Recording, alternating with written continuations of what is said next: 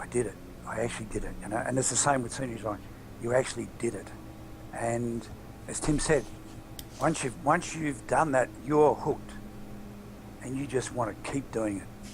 And the more you do, the more you want to do it. It is a passion, and it lures you to the dark side, you know. Join Darth Vader and become a developer, you know. We all have our personal heroes and people that we look up to, you know, like Jared Marshall. I have to give a shout out to Jared. Yes, absolutely. That guy is just, he's exceptional.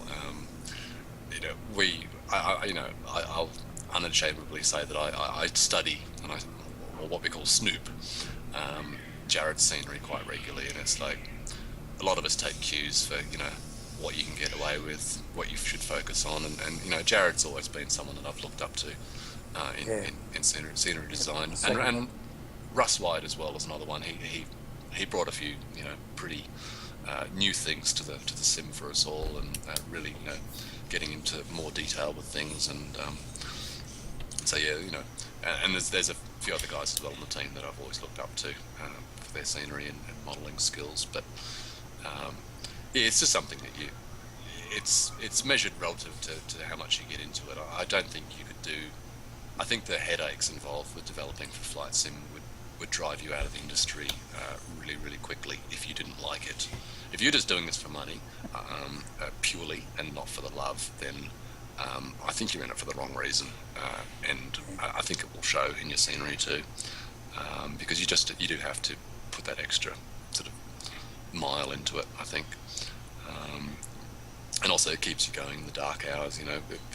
You know, obviously for the end user, you see an airport that's finished and everything's in place, but quite often for us as developers, it looks like a barren desert of nothingness for quite a while, and it's actually, you know, it can be quite depressing too when you get up in the morning, you look at your scenery, it's like, it just doesn't look like anything yet. And then, you know, and in the last couple of days you put all the finishing touches and vegetation in and finish off the markings finally and that sort of thing, and it's like, oh, it actually does look like an airport finally. Yeah. And obviously, you know, obviously when you're doing an airport this size as well, you know, obviously, you know, if you've got all the static aircraft turned on, there's quite a lot of polygons involved that you just wouldn't even notice or think about. So it's obviously a huge consideration when we're doing it. We're, you know, always fighting to have something that's runs smoothly, because, you know, there's nothing that a developer hates more than stuttering or the other one as well is, you know, you release a scenery and all of a sudden you get flooded with support things about how, you know, it's breaking your computer or you know, that really hurts as a developer when you know, and it's just it's a private thing. You hurt privately, and you know, everyone wants their scenery to be the one that everyone loves, and you know, when someone doesn't love it, and the problem with Flight Sim 2 is that everyone has a different computer, everyone has a different makeup of their PC, even if they've got the same goddamn PC, they've got it set up differently, or they're running maximum AI or something that's going to destroy their frames, and it's not like a console. You can't just, it's not just one size fits all. It's everyone runs different things, different weather, different, you know, so it's always, you know, it's a battle to kind of get something that works really good for everyone, and that's something that we always strive for. Check out these murals. It's beautiful.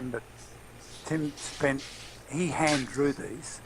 I know he won't brag himself, but I remember being gobsmacked when Tim was showing me, especially on the international terminal. He actually hand drew. He saw photos of artwork, and I couldn't believe he was going to do it. And he went in and he hand drew all these beautiful, like native designs on the facades of these buildings. So those concrete ones. I had a number of photos out the window of planes of them, but none of them were complete, and they're all you know, at weird angles and stuff. So yeah, I kind of had to just. Luckily, they're fairly symmetrical shapes, so it was. But it took quite a while to draw them all and to get some sort of resemblance happening. But the international terminal one's just gobsmacking. It's brilliant. it was probably the thing on the international terminal. The big bird of paradise was probably the thing that ended up uh, making me fall in love with this airport more than anything. I had to do that. It was like I'm doing that, and it was one of the. And I mean, it's not the world's most prettiest terminal. I mean, I've seen there are actually some beautiful Asian terminals in some of the Indonesian and Asian airports that I've got my eyes on. I love all those pagodas and that sort of thing. So, Oh yeah, I know exactly what you mean. Being a huge fan of architecture and building design, to me, a cool looking building is worth modelling. But so yeah, doing the murals on the front of these terminals was something that I've probably put a little bit more time into than I should have. When you sort of start thinking about it was a couple of days I think to draw them all, but but then again, without the murals, it just wouldn't be Moresby, I guess. I Look don't at think those it roof would be. shapes. Aren't they great? They're terrific. I love those roof shapes. I imagine that's not as easy to do as one might think. Building the actual model itself is easy. The construction of the model, but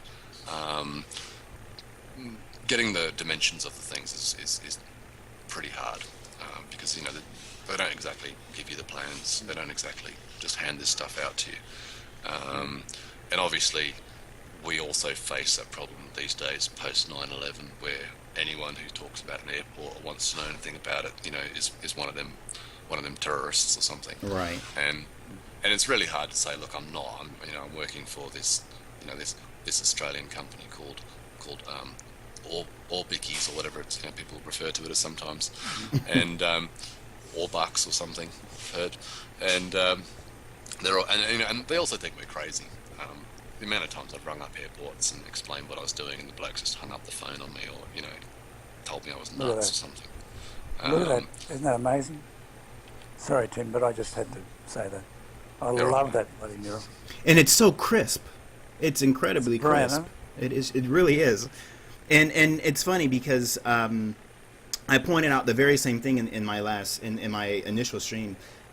Whenever I get a new project, the first thing I do is I want to slew around and do my own tests. And so I've gotten accustomed to just doing streams while I do that. And that the very thing is what I pointed out is that it's not there's nothing really special about the look of the airport. I mean, it's a building with glass and jet bridges, but it's that sort of cultural, ethnic artwork, and that really makes it what it is and what makes it great. And I mean, the fact to now know that that's all hand drawn as opposed to just imagery, which I thought it was. I thought it was just photoreal imagery. So I mean, you fooled me. So I think that really goes to show just how versatile your work ethic and discipline is.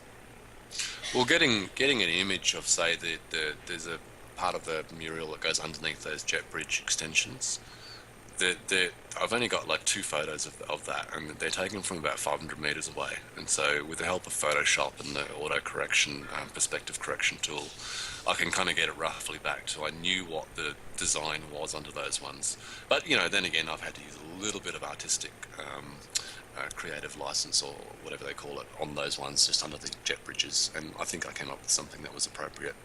But all the other ones, and especially the main Bird of Paradise centerpiece ones, they're all exactly as it is in real life.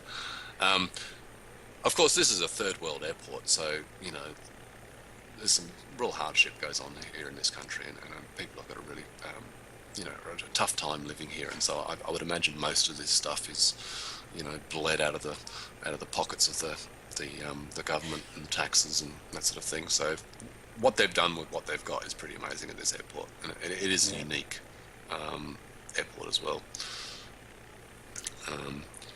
And it's one of the reasons why I'm personally grateful that that both of you have taken the time to do this, because, like you said, countries that might be that are considered third world countries, I think these are places that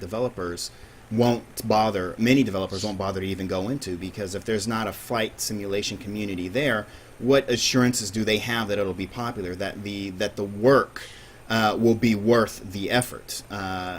And obviously worth the amount of investment that they have to put into it. So I think with that said, the fact that I almost see it almost as something of an experiment that the two of you have done here.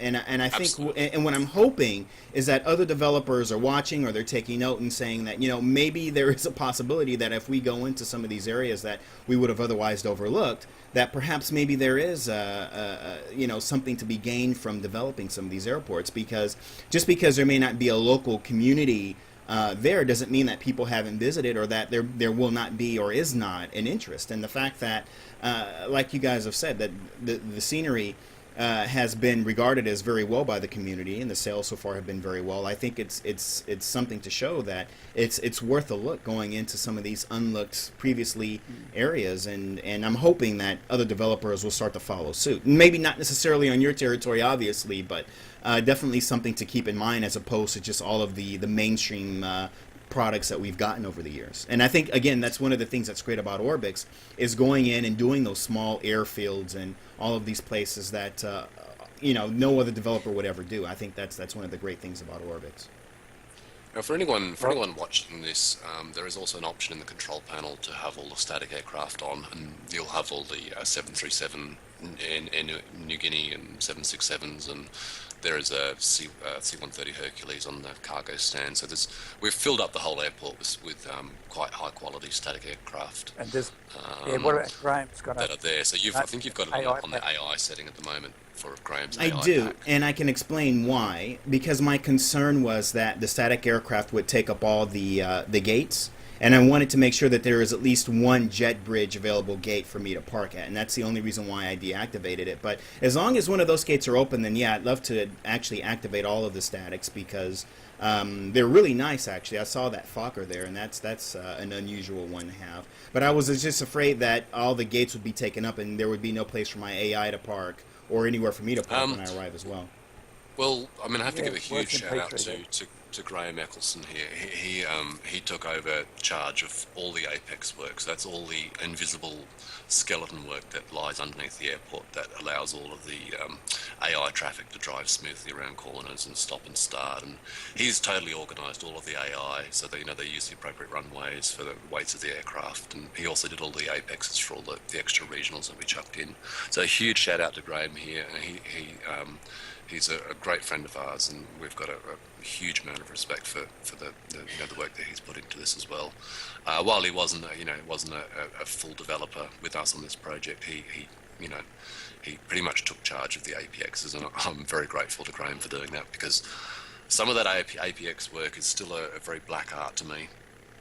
I can do it, but I can't do it like Graham does it. And for anyone who doesn't know Graham, he has done all the AI packs for Orbix, and a huge freeware download that he's got there for, and he does it for nothing.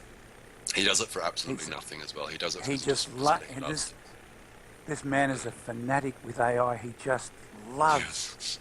He absolutely loves watching traffic come and go at airports. We've had a few arguments, and I've always lost with Graham, because he's always put the right, he's always been right. It's like, okay, Graham, we're gonna do that. Okay, I accept the fact that I'm wrong and I want to do something that's right. He won't let me put an aircraft where it's not supposed to go. I'll just leave it at that. He even upgraded his paint pack to have the New Guinea paints on them, so the AI that comes in there has all got the New Guinea paints on them. It's really something special. Oh, and you know what? I actually don't have the AUAI traffic here in this system. It's in the older system upstairs, so I need to make it a point to do that. That's right. I was relying on my other AI traffic packages to bring the AI in, and it looks like they haven't arrived, so I do need to make sure I do that as well. Yeah, if you have Graham on it.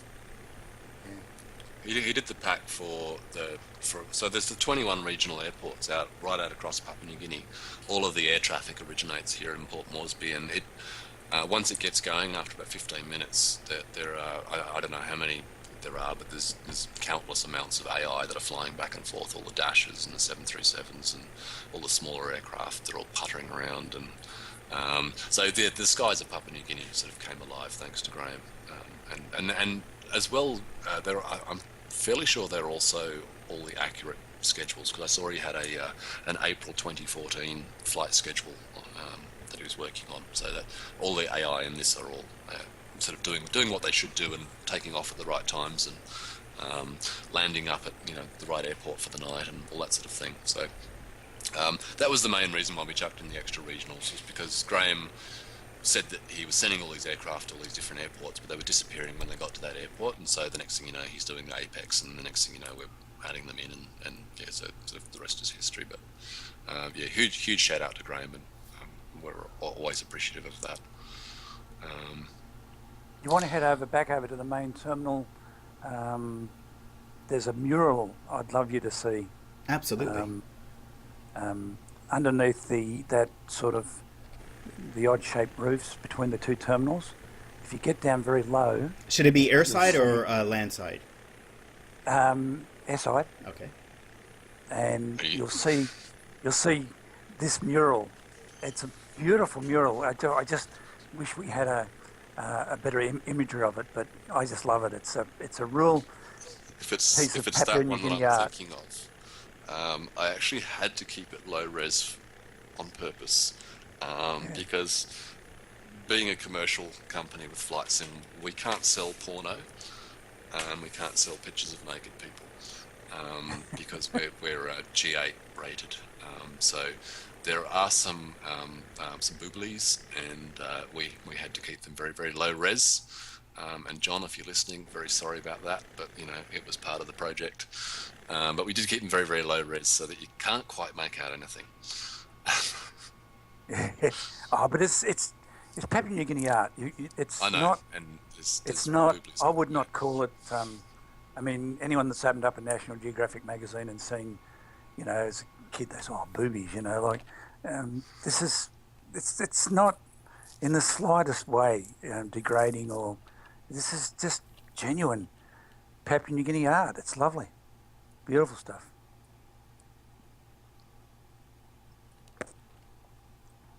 Well, in my opinion, I think anything that represents a real world counterpart, it's like who are you? Essentially, it's like who are you protecting by not having it, simply because of the fact that anyone who visits the airport in real life would see it anyway. It's just representative of a culture.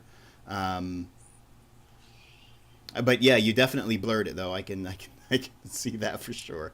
But the fact that you included it anyway, though, I mean, that still says something. I mean, you want it to be respectful, while also giving tribute to the fact that it is a part of the culture. And I think if you had not added it at all, it would, even though I didn't even know it was there until Ken said something, I think could have been robbing the airport of something that is, indigenous to its existence. Yeah, I mean, we don't really go in for all of the internal modelling of things. We like to keep what we do purely airside, in the pilot seat kind of thing. So we don't pay too much attention to to the things that you can't see. So a lot of this stuff you actually can't see from the cockpit of your plane, but we put it in anyway, geometry wise. But obviously, getting photos of this is. I think I had 2 photos of this building, and one of the photos was covered in a fence. So I did the best I could with it. But yeah, they're all naked women, by the way. If you go looking on the internet at photos of Port Moresby Airport, you'll find them there. They're beautiful. I mean, they are. I mean, they It's beautiful yes, stuff. I should stop now. Yes, we'll leave that to the viewers in their own. Leave that to their own devices should they decide to. But they are very colourful people. Look at the headdresses that they wear. I mean, when you look at the villages and that and you see the headdresses and the things that they wear, the more traditional stuff. It's absolutely amazing. They're very colourful people, and their symbol is the bird of paradise, and that thing. That's one of the most colourful birds out, And for anyone watching as well, those flags, there's one for each of the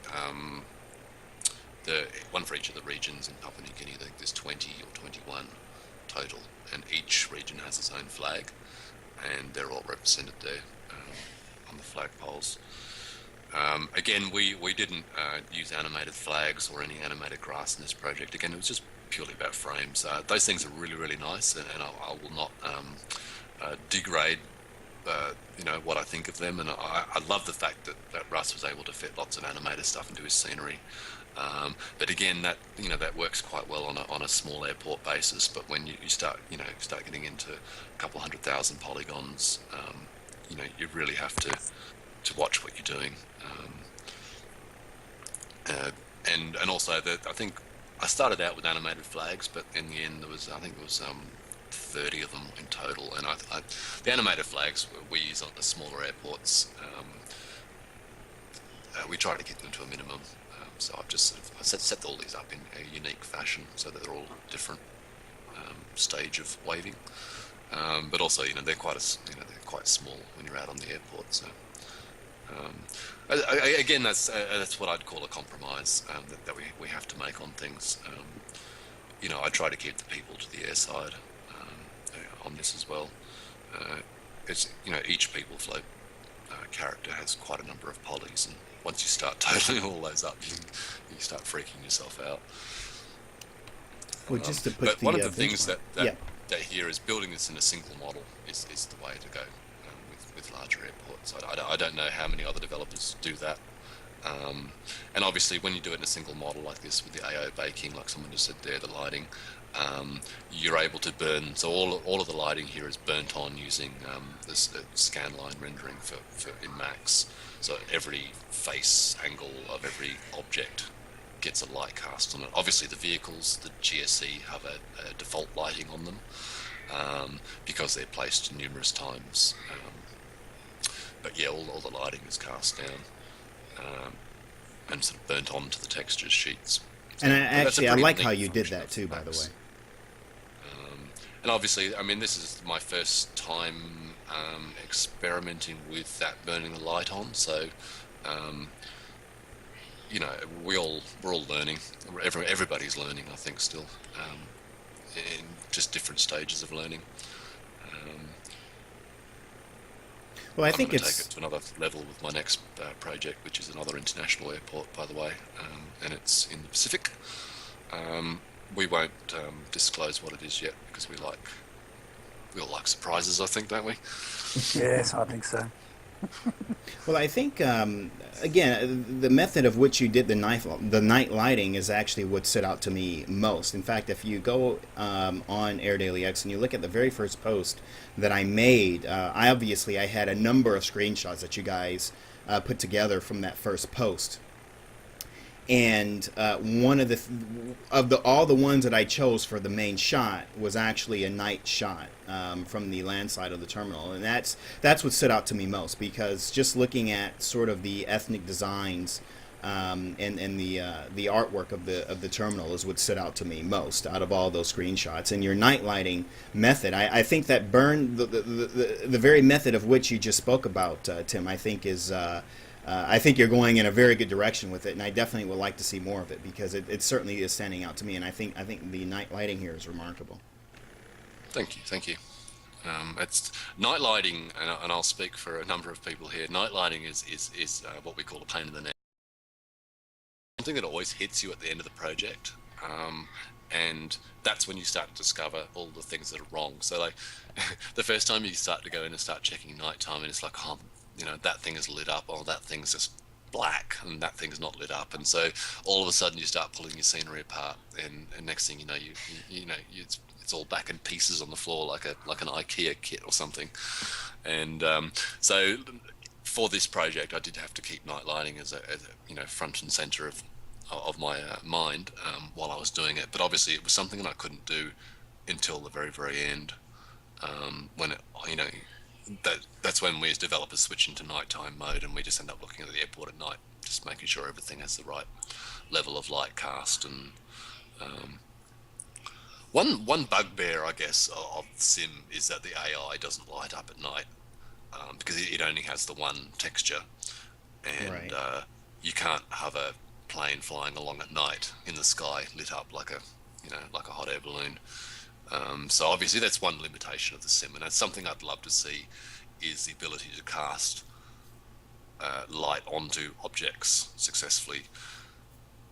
This is another thing as well that we're finding issues with having multiple sims now, and you know, I'll be first to admit I'm one of the ones that hopes FSX dies soon. I would really wish everyone would just move to P3D, and it is. I mean, it is growing rapidly, and we're actually shocked at the level of growth in P3D that has happened since we've been doing these triple installers and supporting it as much as we have. But the options in P3D are so much greater for a developer, and having Lockheed Martin on board, and we've got our own little private ear into the development team there, and we're always poking them, and Ken's quite a prolific poker of P3D, and he's always bringing up things, and Graham too, and so and the great thing is that they're really responsive.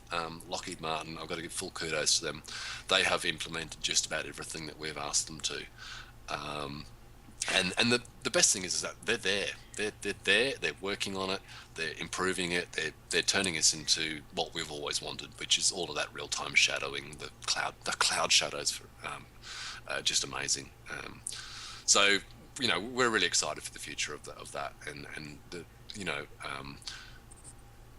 as what happened with FS9 and FSX, like FSX is in my mind is a bit broken, and a lot of that blame lies purely on backwards compatibility with FS9, because FS9, if no one knows, was a flat world, whereas FSX went to the round globe, and that was when there was a lot of problems working around that round globe thing. But P3D giving us some great solutions to work with that now, and it's something that it's hard because you've also got to make it compatible with FSX as well as P3D V2. I don't know anyone who's still flying 1.4 version, but if you are, get version 2. Seriously, it's a lot better. But supporting multiple sims like that, we are ending up now with getting our installers are quite complicated, and we've got certain files for certain sims that we've got to separate, and it's something that we've got to do. Towards the end of the project, we start sorting out. All the libraries have to be switched over to the P3D standard, and there's a number of things we've got to change. And there's still things I'd like to do with this airport too, like maybe brighten some textures that come across a bit dark in P3D. But that's just sort of the level of the what you've got to work with when you're doing cross sim development. I'd love it if FSX just became P3D overnight, and we could just do the work for the one sim and really max it out. But I'm not the CEO of Orbex, and I don't have any control over that. So that's that's entirely up to John. And I think for the near future, the next couple of years, we'll definitely be supporting FSX. 100%. It's still a great sim. Users are getting faster computers, and it is it's only improving as we fit more stuff into it. But I think at the end of the day, it is limited. It is dead, static. Nothing happens to it. No problems will be fixed further. You've got guys, doing the DirectX 10 fixes, good on them. But really, it's just keeping a dead horse alive. This is my opinion, not Orbex's. And I think the sooner that the majority of us move across to P3D, I think probably what will happen with that is when PMDG bring their NGX across, most people have come across. I know we're all waiting for that. Good on air to air. Like I've got to give a massive kudos to every developer out there who's embracing P3D with open arms. Good on you. There's a couple out there that are not embracing it, and I really don't know what your cup of tea is. And good luck to you. Well, go ahead. A little plug for P3D from my perspective is that P3D is for a pilot, and I'm not taking anything away from people who fly FSX, but when you've flown in real life and then you fly in FSX, it always was lacking that immersion factor. When you fly in P3D and you actually fly through clouds, and you see the world being created as realistically, it's something that doesn't come across in screenshots. You really need to get in there and fly. And one of the first things that I noticed when I switched over was that when I took screenshots in FSX, it was always outside the cockpit. Take the scenery with the plane in it. when I switched to P3D, I found that the view from inside the cockpit felt like I was really there. And yeah, it is the immersion factor. You just you can't see it in screenshots. It's only something that can be felt. And once you feel that, you will not go back to FSX. Seriously, you won't. It's an immersion, realism thing, and there's just, you can't compare the two. No, I absolutely Just had to get agree. it. Yeah, I actually, I mean, the opinions of the both of you mirror my own, and I've actually been accused by some. And for me, I see it as the only way forward. Naturally, there is this rumor, and I only leave it as a rumor because until there is an official announcement, then it is a rumor, and that the flight platform has been purchased, or the engine rather has been purchased by a video game company, and it sort of coincides with Microsoft's latest announcement that they have officially shut down flight servers, and maybe that could be alluding to something, maybe not. Who knows? Certainly, when it comes to Prepared and Lockheed Martin, certainly when Microsoft was developing Flight, they sort of brought in the development community with the notion, or rather the understanding, that the development community would be on board leading us to this great simulator. And don't get me wrong, they did, because Flight and the engine that it is on is terrific. But it's also sort of the underlining ideology that Microsoft had that they wanted to bring along with Flight that sort of corrupted it and I think ultimately sank it. But with that said, what Lockheed Martin has done is, without a doubt, they have brought on the development community, and they've opened us with open arms, and they listen not only to the developers but to the users who visit the forums and report problems. They listen, and the fact that there is a 2.3 coming, that there are updates that are continuously rolling in, I think is great. And also to touch on a bit of what you said, Ken, in regards to the immersion factor, flying from within the three-dimensional virtual cockpit. When I first saw the shadows for the first time moving around the cockpit, and flying through the volumetric clouds, and actually seeing the cloud layers and shadows flow over the terrain and flow over the aircraft, never before had I seen anything so realistic in a computerized simulation before. And obviously I understand that there are FSX users that have their computer set up the way they love it, and they're reluctant. And I will say this, I understand to a very significant point where they're coming from. I mean, even I myself didn't fully drop FS9 until probably 6 months ago, and even then I was still reluctant to just say goodbye to the platform. So I understand the want to stick with it, but I think when we're looking at the future of this hobby, which number one is a very niche hobby, and number two, there are very few newcomers coming into the hobby, because naturally it's not on Steam, it's not on store shelves, so there are a few people that are just coming across it naturally. For those of us who are sticking with it, the best thing we can do is, in my opinion, collectively as a community, is to support the platform that has embraced us. And lucky for us, Lockheed Martin has probably at least as much money as Microsoft in terms of research and development. So there's no real worry or concern that they're just going to leave it to the fishes at some point. Obviously they purchased the engine for themselves, and here came this community out of left field, and they certainly embraced us. So to mirror exactly what the two of you have said, I think the best thing we can do is to embrace it fully, and I certainly have done so. And as far as Air Daily X is concerned, I still support FSign. If a developer develops something for FSign and it looks great, I'll create an article for it. Obviously, a lot of developments are FSX and Prepared.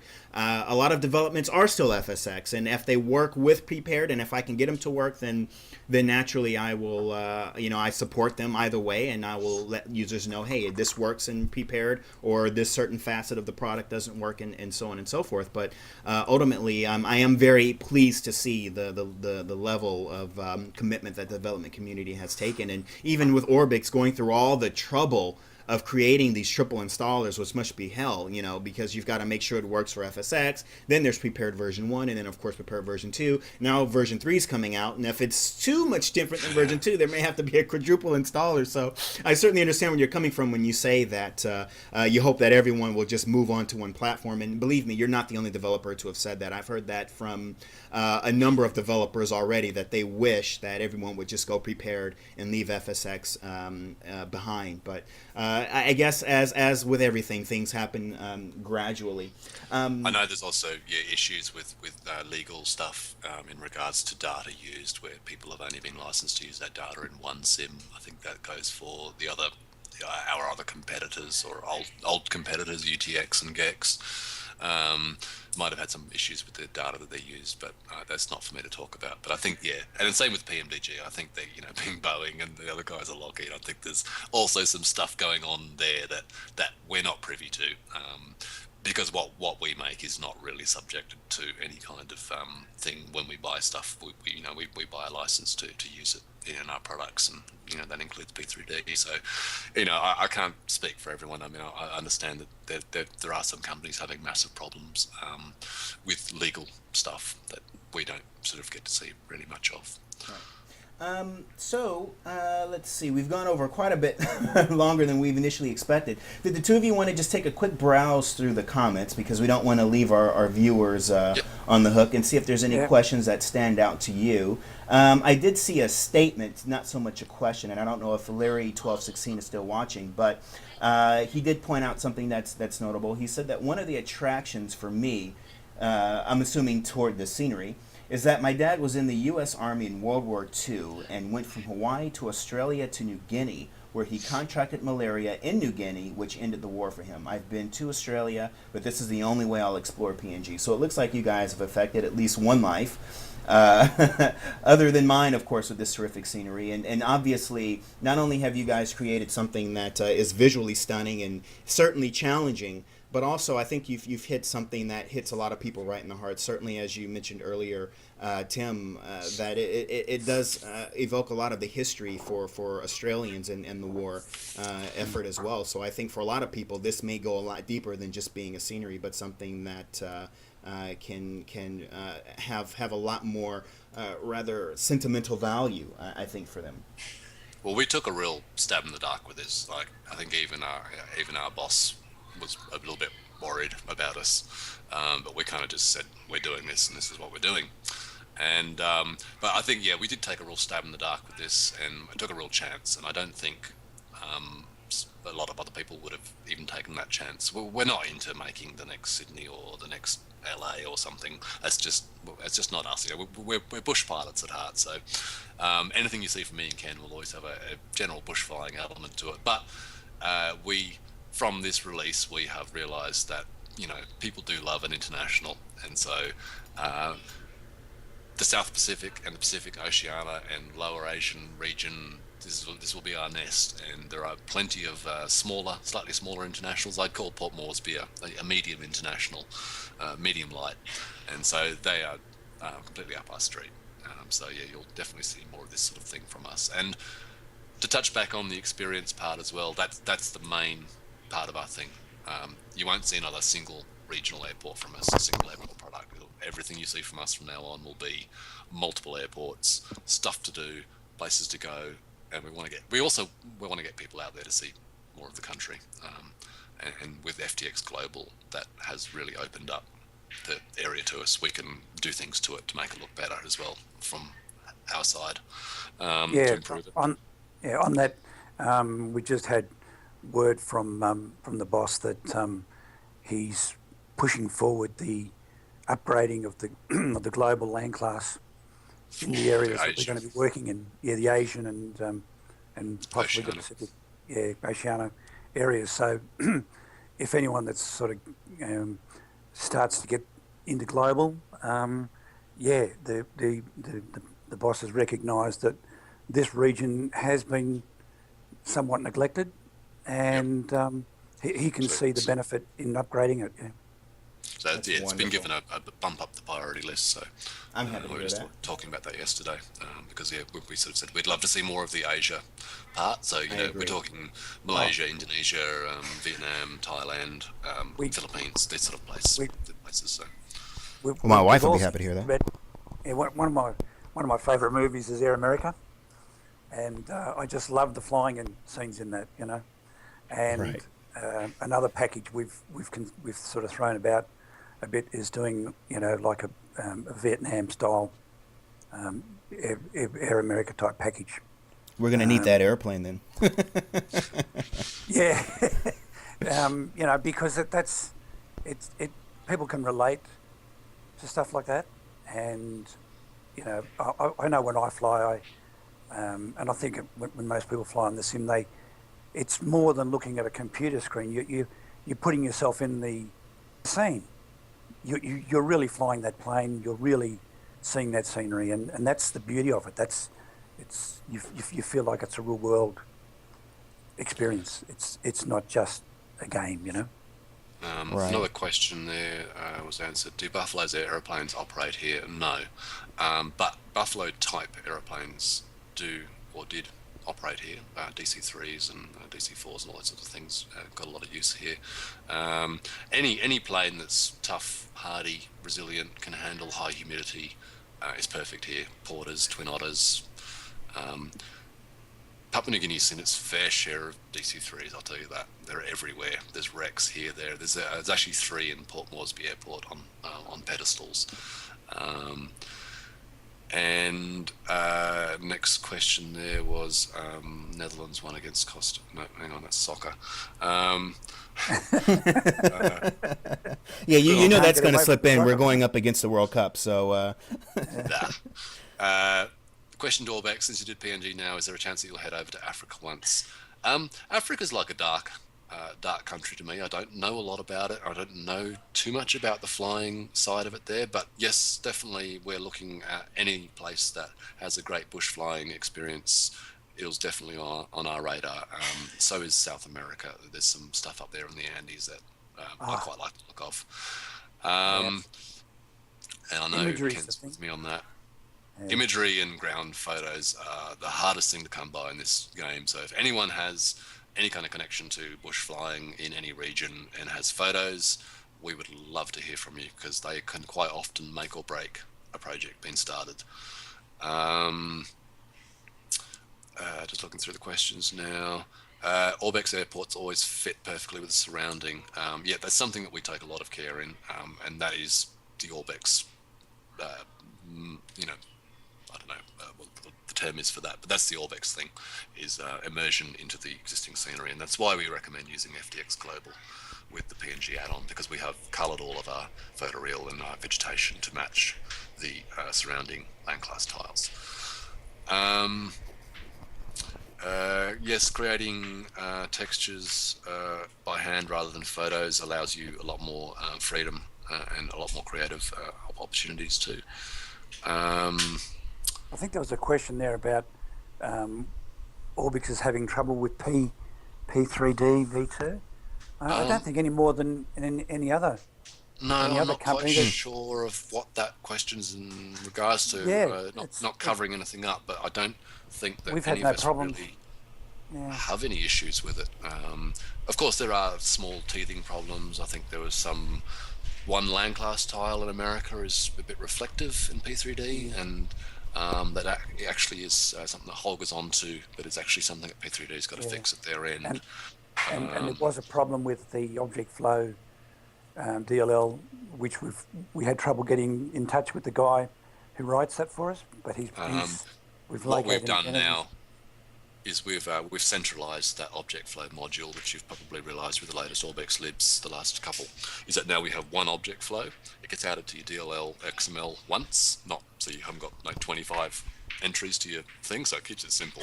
It's one object flow DLL. As the airports come on board with the triple installers, they all will get updated to use that single module, and when your FTX Central gets started, it connects to the internet and it checks for the latest version if there is one. And that's what we do with that null connection, is just make sure that you've always got the latest update. Every time P3D do another update, like 2.3 coming, we've had to update object flow again to use that. I don't know why. That stuff is a dark art to me. I'm not a coder. And we'll leave that in the realm of the dark art people. Next question. Let me see. I think I touched on the animated stuff.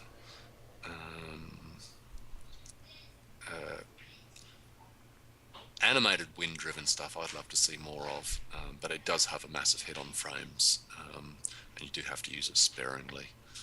I'd love to see grass that covered the whole world, that moved to the wind and all that sort of stuff, and I'm sure we'll see that in the future as we get better and better computers and better technology. And speaking of computers, really quickly, Aviation Sim 4682 was noting the system specs that it's a Jetline Systems PC, and it looks like he has one and enjoys his as well. Yep, absolutely. Everything run today was on a Jetline Systems PC. For more information about them, check out jetlinesystems.com. Ever since I got mine, I have been in heaven, absolutely. So definitely check them out. A little bit of shout out there. Any other questions in here, or if no other questions, is there anything that the two of you just wanted to say to the community? Any other thoughts or feelings that you guys have? I've had a wonderful time speaking to the both of you. I would like to give a special thanks to everyone who has purchased our PNG Bush Pack. We're absolutely flabbergasted, I think is the word, at the reception and at the uptake of it. We're getting sent little updates from our boss every couple of days, and we're literally jumping around with excitement that we've actually made something that's popular like this, and especially as it was a something that we kind of expected it might fail as well. So there was that sort of side of it, and so thank you so much to everyone who's taken it up and having fun with it. And that's as a developer, it's the greatest thing is to see people having fun with your scenery, and I'm seeing that everywhere. So thank you so much. Ken? Yeah, I reiterate what Tim said. I couldn't agree more, and also thanks to DeAndre for giving us the opportunity to let people see our passion that we have for this sim, because that's what drives us. It's the love of flying. Yep. A mate of mine once said, certain people look up in the sky when they hear a plane, and they always do. And it's you either have it or you don't. And Tim and I, and I'm sure everyone that jumps behind a flight simulator has that passion, and that's what's going to keep this platform going. It's not dollars. It's not big companies making squillions of dollars. It's people with real passion that just enjoy what they do. And as long as that exists, Flight Sim's going to be here forever. Thank you very much. Thank you so much, and thank you for the kind words too. Yeah, we really appreciate that, DeAndre. It's sort of I see it really only with Air Daily at the moment. Is this sort of I can log into your site and I'll see news every day about something, and I have to admit I've actually stopped visiting other people's forums. The one thing that brings me down a little bit about the thing, and I guess it's one thing that keeps it going too, is some of the arguments get to me a bit pointless, arguments about pointless things, but I guess that's what keeps it alive, is that sort of the debating side of it. I don't really care which plane is best. They're, I love them all, but I must admit I do visit your site regularly to check up on what everyone else is doing and have a little sticky beak, and everyone loves to have a snoop at each other, I think. Yeah. And thank you very much for having us on, and thank you to everyone for listening and sticking with us on what was sort of ended up being quite a long show. But yeah. Yeah, it's my longest Skype conversation, I think. I think 3 so. hours and 21 minutes. Well, quite a... certainly a lot of challenging, beautifully, visually immersive, passionate moments, if we could sub it into one long run-on sentence. and hats off to your flying skills, Andre. Oh, I have a long way to go, but thank you. I was particularly impressed with the chopper flying, mate. Years of... That was really good.